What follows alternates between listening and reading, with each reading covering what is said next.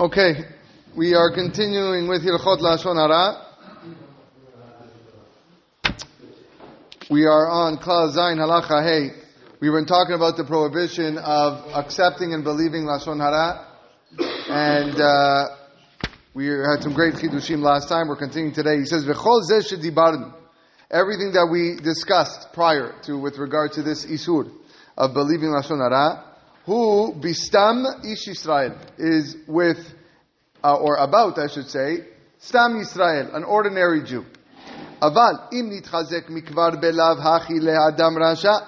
But if the subject of the Lashon Hara has already been established as someone who is a rasha, even without this report, meaning it was known, this guy rasha, מפני שנתפרסם עליו כמה פעמים שעבר בשעת נפש על איסורין הידועים לכל ישראל, because it was already publicized on many occasions that he blatantly transgressed isurim that every Jew knows are forbidden, כנאוף, like adultery וכיוצא בזה, על איש כזה מותר לקבל לשון הרע. For this type of person, you are allowed to accept לשון הרע. So the scenario here at the bottom says, a Jewish boy became involved in organized crime and spent time in jail for swindling millions of dollars from the elderly, and now he has been rearrested for kidnapping a rival mobster's son. Since he is a rasha and no longer qualifies as amitecha, because remember that's the source of Lashon Hara, lo telech rachil be'amecha ba'amitecha, so it has to be of your am. So the rasha is already excluded from the am. We are permitted not only to speak Lashon Hara about him, but to believe it as well. Okay, so that is halacha 5. Ve'im echad ba etzlo, if Reuven comes to Levi, umsaper lo et inyanav, and is talking about his dealings, uftoch sipuro, and in the course of his account, siper lo eze davar shehu genut le'atzmo ve'lachavero, he tells Levi something derogatory about himself and about his fellow Shimon. Eno mutar lehaamino rak al atzmo. Levi, who's listening to this, can only believe what Reuven is saying about himself, but not what Reuven is saying about Shimon. Velo al chavero. That is not allowed. Now, ve'ata is halacha 7. The rest of the klal, the Chafetz Chaim is going to elaborate on whether a person can accept Lashon Hara in cases where there is a compelling reason to believe it. ועתה נתחיל לבאר בעזרת השם דין קבלת לשון הרע. And now we're going to explain the law about accepting Lashon Hara in the following 3 cases. Number 1, me'ish shehu me'eman kebeit rei. If you heard Lashon Hara from someone who is believed and trustworthy as the 2 people. Or mimesiach lefi tumo. The second case would be he heard Lashon Hara from someone who was having a conversation casually. That's called mesiach lefi tumo. So as he was talking with someone, he incidentally just brought up this piece of information, and he clearly had no intent to disparage the person. Or, number C, im yesh lo ala sipur hahu dvarim anikarim shehu emet. If there are already recognizable signs in the story, they're called devarim nikarim, that the account is true. Ve'av sheberov hadinim hem shavim, although most of the laws are the case for, most of the laws are the same for each 3 cases. I separated them. Each one an individual halachot. And the reason I did that is there are several details where the law changes from another. And also so that the reader should not become confused by the many consequences that emerge from each category. And now I'm going to begin elaborating these with Hakadosh Baruch Hu, who is Chonen L'Adam Dat, who grants man wisdom. Isur kabalat lashon hara hu afilu im shama meish shehu meheman le kedivre shnei edim. The prohibition of accepting Lashon Hara applies even if he heard it from a person who is as trustworthy to him as 2 witnesses. Meaning this guy, you believe everything he says. If he was to testify in court, you would never doubt it. Okay? And this guy comes up to you and tells you, so-and-so, Shimon did so-and-so wrong. Okay? It's still an isur of believing it. Now, this seems to contradict what we said last year. We learned this last year. Demutar legalot ha'inyan behatznea lerabo ur-isodo. That Reuven would be allowed to reveal negative information about Shimon privately to his rabbi or to his confidant. If Reuven knows that the rabbi will believe his report as if he heard it from two witnesses. And we ruled over there that the rabbi who's hearing Reuven say this is permitted to accept the report and even despise Shimon. And refrain from any type of friendship until you know that Shimon did teshuvah. So this seems to contradict what we said back then. Back then it says that if the guy was trustworthy, believe him. And only when the guy does teshuvah, that's when you can start liking the guy again. Here we're saying, no, don't believe him, even if the person who said it was trustworthy.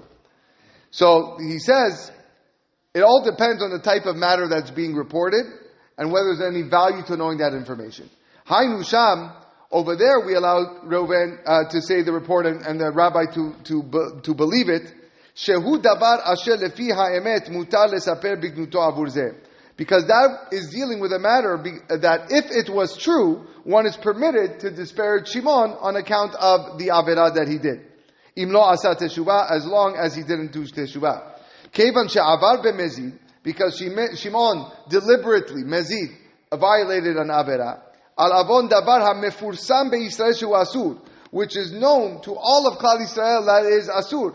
She'en litlot alav od shum zechut. If remember, we learned last year, the only way he's allowed to believe it is because there's no way in the world to exonerate Shimon from the claim that is against him. I mean, it has to be that he did something wrong. There's no justification. So in that situation, Reuven was allowed to speak about Shimon that way to his rabbi, and the rabbi is allowed to even believe it. Kegon Maaseh de Tuvia b'Psachim, like an example of the story of Tuvia in Psachim. He doesn't talk about it. I think we learned it over there. But Shehu Inyan Ni'uf, which involved adultery, v'kayotze bazeh, those are very serious sins, and therefore it was believed automatically. Lochen, so he gives a scenario over here. He says a refined and pure-hearted 10th grader overhears a troubled classmate talking about his trip to a treif restaurant. Saddened by his classmate's downward spiral, he tells his rabbi what he heard in the hope that the rabbi will help the troubled boy. Because the fine boy is as trustworthy as two witnesses, and because the troubled boy surely knew he was sinning, the Rebbe can believe the story. Were it possible that the boy sinned unknowingly, the Rebbe would not be permitted to believe it. Okay, so here, because the boy is mentioning that he went to a treif restaurant and he ate from a treif restaurant, okay, so now the guy's hearing it, he has obligation to tell the rabbi. Yeah. This only apply to Jews? Amitecha. Can, yes. So non-Jews, you can talk about It's not a good, we talked about this, it's not a good practice to speak Lashon Hara about anybody, even a non-Jew, because you might lead you to say, yeah, but the Isur is only about a Jew. Yeah. But in our case, what we're saying now is not allowed. Lochen bedavar sheyesh litlot alav zechut. However, it's not the case where there is room to give Shimon benefit of the doubt. Kegon becheson yediat isur ha'maaseh. For example, there was a lack of awareness of that he knew that what he was doing was wrong. Oh, yeah. He's saying that if a person is trustworthy, he is like considered two witnesses. Mm-hmm. How can that be? How can that be? The Torah makes it explicit. It has to be two. The Torah. When it comes to monetary matters, it has to be two. But remember, it's not a bet din here. It's an analogy. It's an analogy. So we're saying that you would trust this guy. If he was in a bet din, he would he's so trustworthy that he would be like two witnesses. Obviously, he's not two witnesses. No, in a bet din, he was not. It's just a metaphor, an analogy. No, you still need two physical people, no matter how big the rabbi is that is explaining or testifying. You still need the bet din. Oulai bishkaga baleyado, maybe he acted unintentionally. Or lesaper alav divrei dofi uvnai be'alma. Similarly, you can't make disparaging comments about Shimon, or be'inyan shlilat ha'ma'alot, or speak about his shortcomings. With regarding also his misdeeds of his parents, his relatives, or his past misdeeds, certainly that doesn't apply, right? So just because the guy is trustworthy, you start talking about the guy's grandfather, how the guy's grandfather used to go and eat terefa. No, so he's trustworthy, but you don't believe him for those things because it's not relevant. Bichlal. What difference does it make whether that information even has some truth? You have no business talking about it. The Torah still forbids the speaker to talk disparagingly about Shimon because of such matters. Rather, we're required to judge him favorably in such cases. Let's just finish the halakha. The listeners also forbidden to view Shimon in that negative light because of what Reuven is saying.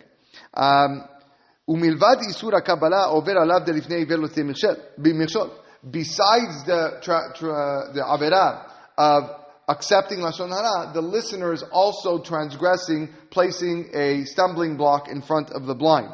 Or do not put in front of the blind the stumbling block. As well as many other positive and negative commandments which we talked about at the beginning of the book.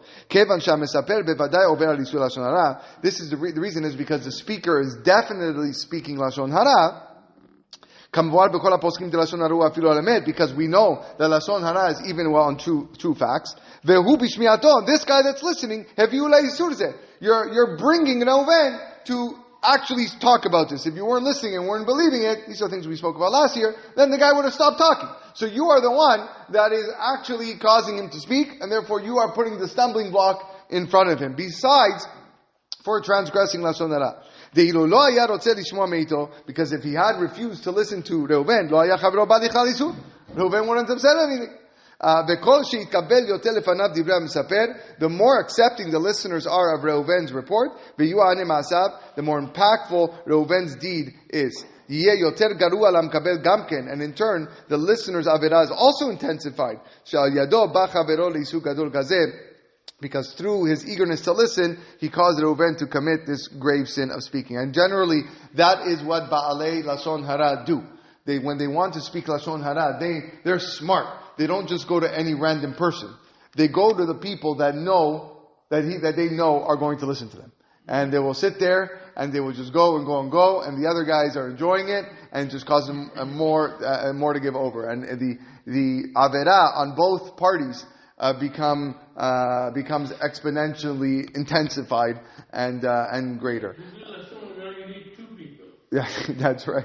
Well, no, nowadays you can go on YouTube and record yourself a whole bunch of things, but yeah, there's a list. Yes. Yeah, that's right. Okay. Yeah, that's right. Okay, we'll stop here. We'll continue next time.